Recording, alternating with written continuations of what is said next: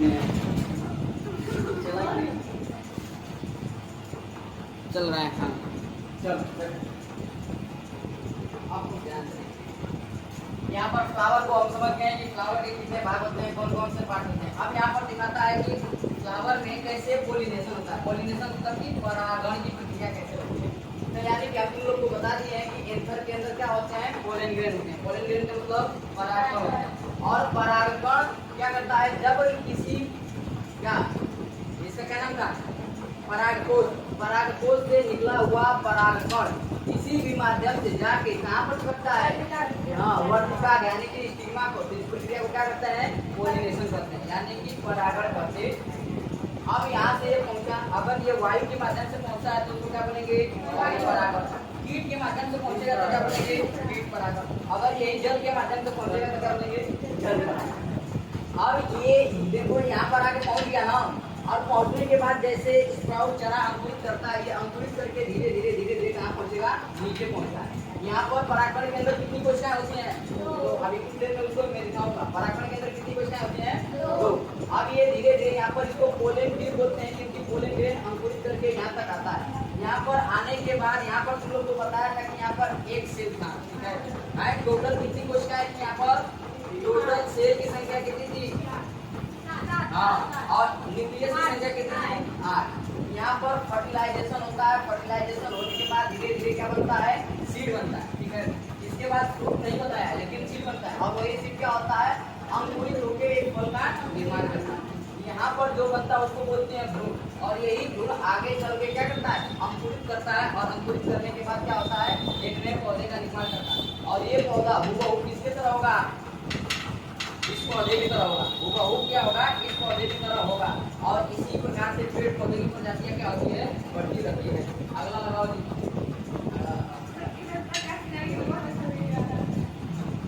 ठीक है। देखो ये सभी प्रकार के फ्लावर होते हैं, ठीक है। ये फ्लावर के रंग अलग अलग इसलिए होते हैं ताकि भौरे आ सके। ये हमें बताया था कि रात वाले फूल कैसे होते हैं, सफेद होते हैं। क्यों होते हैं, क्योंकि रात में वो सफेद दिखते हैं, रंगीन रहेंगे तो काले दिखेंगे। ये अलग अलग फूल होते हैं, अलग अलग सुगंध होते हैं, लेकिन इसमें मेन पॉइंट क्या होगा, सब में स्त्री केसर या तब पुंकेसर होगा, ठीक है। स्त्री केसर, पुंकेसर most important part in flower, ठीक है। अगला लगाओ, ठीक है। ये फ्लावर के नर जननांग है और ये मादा जननांग है, ठीक है। इसको क्या बोलते हैं, पुंकेसर, इसको क्या बोलेंगे, स्त्री केसर। इसके तीनों भाग यहाँ पर लिखे होंगे। ऊपर वाले भाग को क्या लिखा है, स्टिग्मा, स्टाइल, ओवरी, ठीक है। और इस वाले भाग को स्टामेन करते हैं यानी कि एंथर और फिलामेंट। आई बात समझ में आ रही है, आगे। अब एक हमने क्या लिया, एंथर को लिया, ठीक है। स्ट्रक्चर ऑफ एंथर, हमने एक एंथर को लिया और ऐसे काटा, बताया था ना। ऐसे काटने के अंदर यहाँ पर हमको छोटे छोटे क्या दिखेंगे, पोलन ग्रेन दिखेंगे यानी कि परागकण दिखेंगे। और इस पूरी संरचना को पोलन सैक कहते हैं यानी कि परागकोश कहते हैं। इसके अंदर पोलन सैक यानी कि कितने होंगे, माइक्रोस्पोरेंजिया कितने होंगे, लघुपचार धान कितने होंगे, 4, ठीक है। अगला लगाओ,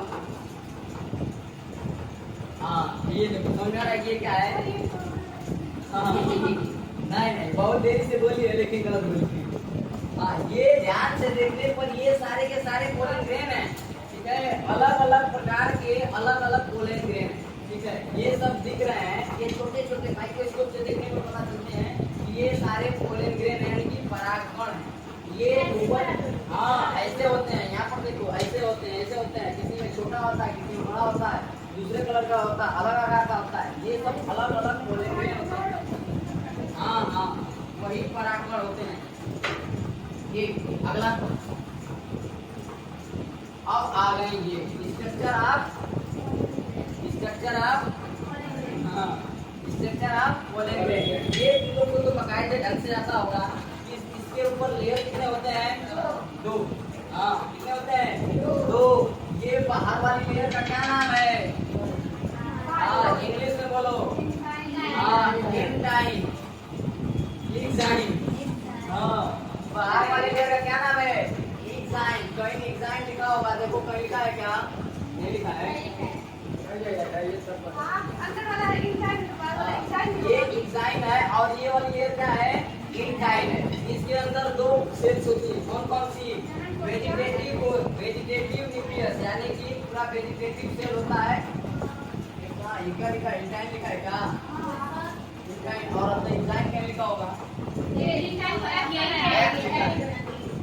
चलो ठीक। अब इसके अंदर ये सबसे छोटी कोशिका ये क्या पर लिखी है? जनरेटिव सेल यानी कि रिप्रोडक्टिव सेल ये होता है जनरेटिव सेल, और ये जनरेटिव न्यूक्लियस, और इसके अंदर वक्यूल्स होता है यानी कि रसदानी होता है। ये एक छोटी सी कोशिका होती है जिसको जनन कोशिका कहते हैं, और ये पूरा का पूरा जो पूरा एरिया लिया है इसको कहते हैं कायिक कोशिका। मैं बताया था कि कायिक कोशिका क्या होती है? बड़ी होती है, और जनन कोशिका छोटी होती है। अब ये पूरा किसी का एग्जाइन किस चीज का बना होता है? एग्जाइन किस चीज का बना होता है? स्पोरोपोलेनिन का। अगर ये चारों तरफ से बना हो तो यहाँ से निकल पाएगा नहीं। तो यहाँ पर ये जर्म पोर होता है। जर्म पोर का मतलब कि जनन छिद्र होता है, वहां से क्या करे अंकुरित होके बाहर निकल सके। अगला स्ट्रक्चर देखो दिखाएगा। आप देखो ये रियल में ये द्विबीजपत्रीय पौधे का है। क्लियर दिख रहा है? हाँ, क्योंकि यहाँ पर 3 दिख रहा है, यहाँ पर ये 3 दिख रहा है ना, तो ये द्विबीजपत्रीय का है। एक दिख रहा है तो एक बीजपत्रीय। अब देखो इसका मतलब कि केवल यही परसेंट है, ठीक है? इसके पीछे होगा एक केवल छोटा सा होल होता है। अब ये बाहर वाली लेयर किस चीज का है? बाहर वाली लेयर यहाँ पर देखो लिखा है ये एंजाइम लिखा है, ये एंजाइम होता है, और ये अंदर वाली लेयर लिखा है यहाँ पर जर्म पोर लिखा है, ठीक है? जर्म पोर मतलब यहाँ से अंकुरित करके निकलेगा, ठीक है? और यहाँ पर ट्यूब सेल लिखा है। ट्यूब सेल का मतलब समझते हो? ये कायिक कोशिका अंकुरित करके ट्यूब जैसी संरचना बनाती है, और ट्यूब जैसी संरचना बनाएगी, और यहीं पर ये जनरेटिव सेल यानी कि जनन कोशिका धीरे धीरे आगे की तरफ बढ़ती है। आई बात मन में? नहीं आई हुई? आगे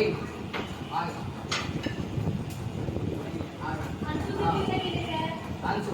अब देखो यहाँ पर पोलिनेशन क्या होता है, मतलब कि परागण की प्रक्रिया कितने प्रकार की होती है।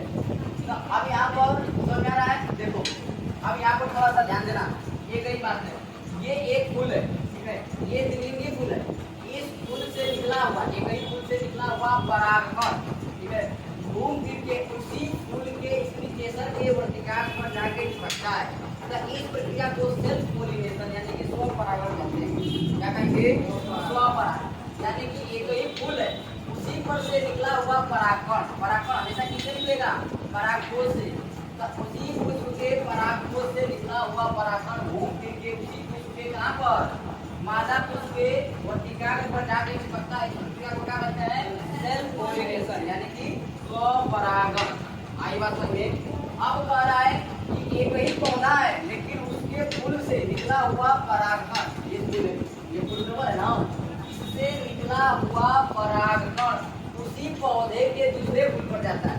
उसी पौधे के दूसरे फूल पर जाएगा तो इस प्रक्रिया को क्या कहेंगे?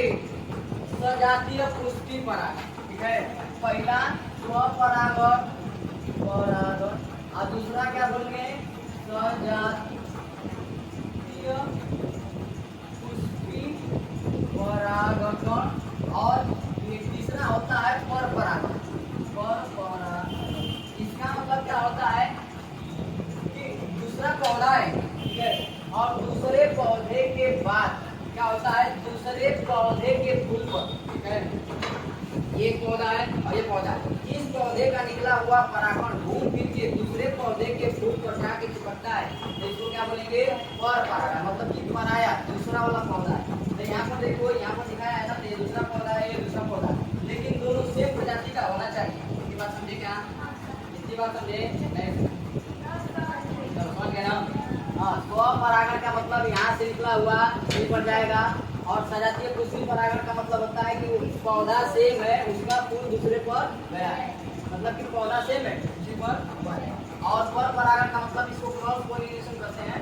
इसका मतलब कि और दूसरे पौधे के दूसरे फूल पर, दूसरे पौधे के दूसरे फूल का मतलब समझते हो? दूसरे प्रजाति का फूल नहीं, सेम प्रजाति का फूल है, बस क्या है? पौधा लगा है। यही 3 प्रकार के आएंगे। अब यहाँ पर एक बच्चे गलती करते हैं जो कि नहीं करना तुम लोग।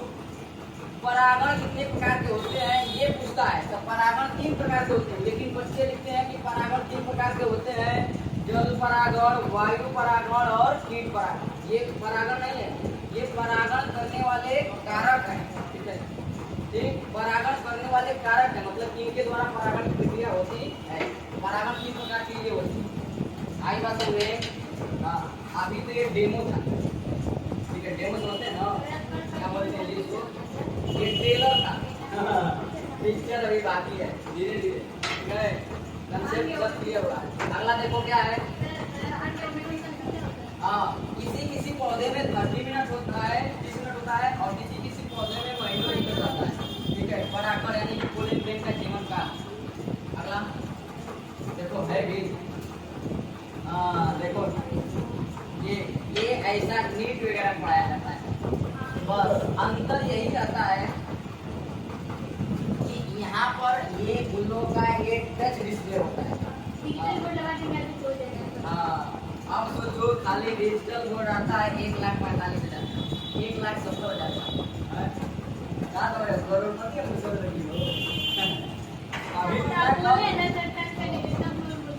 अब देखो बस यही चीजें आती है, मात्र के यही सिलेबस है, यही तुम्हारा नीट का एग्जाम होगा और यही पूरा क्वेश्चन पूछा जाएगा। बस थोड़ा सा फर्क यही रहता है, वो लोग इंग्लिश में बोलते हैं तो तुम लोग को लगता है कि बहुत ज्यादा, अरे यही सब है। अब देखो क्या क्या पढ़े। हाँ ठीक है, बायोलॉजी में, ठीक है, बायोलॉजी में खाली 320 नंबर, 320 नंबर का। फिजिक्स में बनाना, फिजिक्स में हमारा नंबर बहुत कम आता है।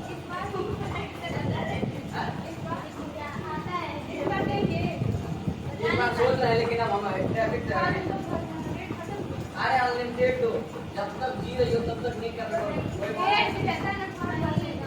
हाँ अगले बार अभी अगले बार जब पेपर का एग्जाम जब आपसे पढ़े, अब देखो ये नीट में कैसे पढ़ाया जाता है। हाँ बस यही चीजें होती है। फ्लावर के कितने भाग होते हैं बच्चा? 4। यहाँ पर बकायदे लिख कर बना के समझाया गया है।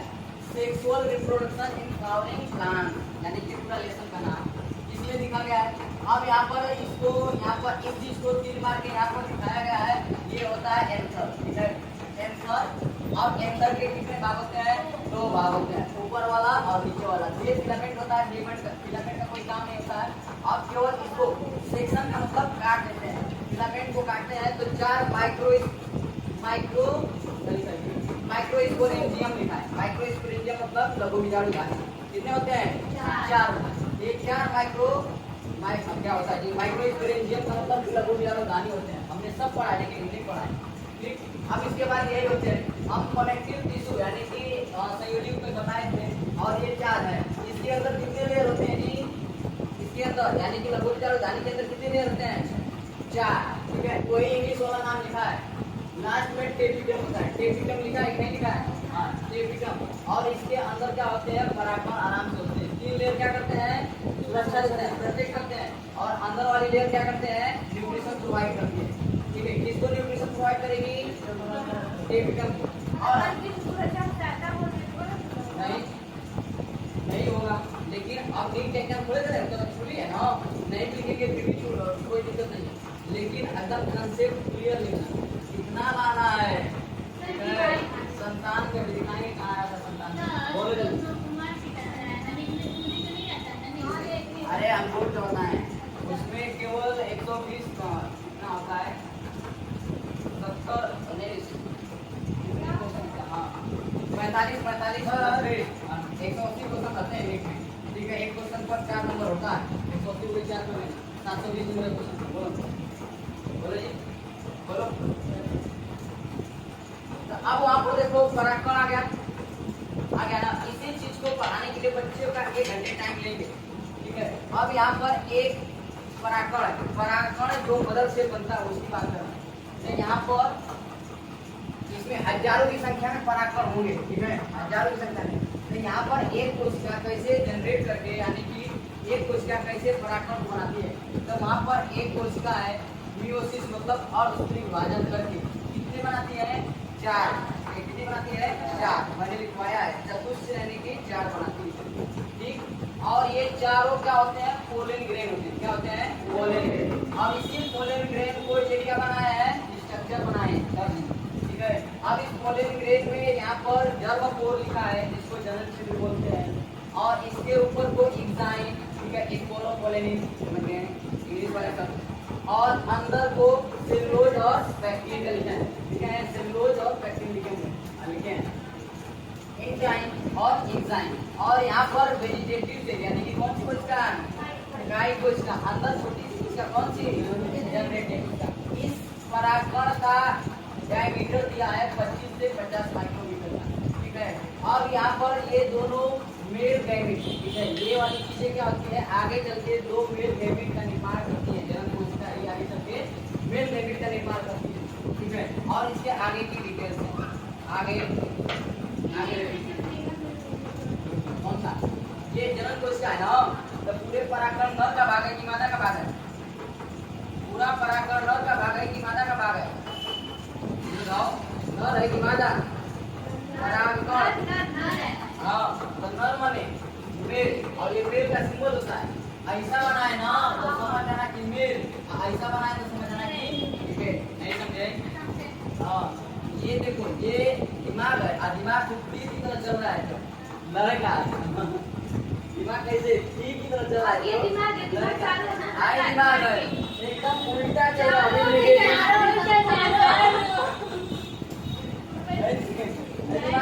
चल रहा है, तो क्या हुई लड़की, आई बात समझ में।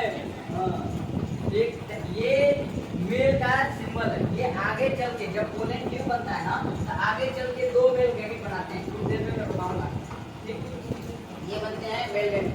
हाँ, ये तीर का समझ में आया ना, ये तीर का मतलब हाँ, आगे खत्म होगा। ये मेरा लोगो है, ये मेरा लोगो आगे चल के ब्रांड बनेगा, ठीक है, आगे खत्म होगा, आगे देखिए क्या है, हाँ यही टूल है, इतना समझ आया क्या, थोड़ा बता दो समझ में अच्छे से बता, मैं याद कर हिंदी में करी, चलो ठीक है, एक बार पहले वीडियो को बंद करो, अब हुआ है कि नहीं हुआ है,